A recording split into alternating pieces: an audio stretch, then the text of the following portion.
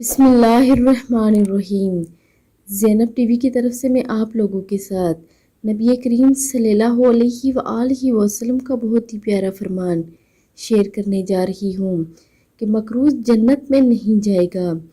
حضرت محمد بن عبداللہ بن جحش رضی اللہ تعالیٰ عنہ سے مروی ہے کہ نبی کریم صلی اللہ علیہ وآلہ وسلم نے ارشاد فرمایا، قرض کے بارے میں اس کی ذات کی قسم جس کے ہاتھ میں محمد صلی اللہ علیہ وآلہ وسلم کی جان ہے، اگر کوئی آدمی اللہ کی راہ میں شہید کر دیا جائے پھر وہ زندہ ہو، پھر اللہ کی راہ میں شہید کر دیا جائے پھر وہ زندہ ہو، پھر اللہ کی راہ میں شہید کر دیا جائے پھر وہ زندہ ہو، اور اس کے ذمہ قرض ہو تو وہ جنت میں نہیں جائے گا حتیٰ کہ اس کا قرض ادا نہ کر دیا جائے۔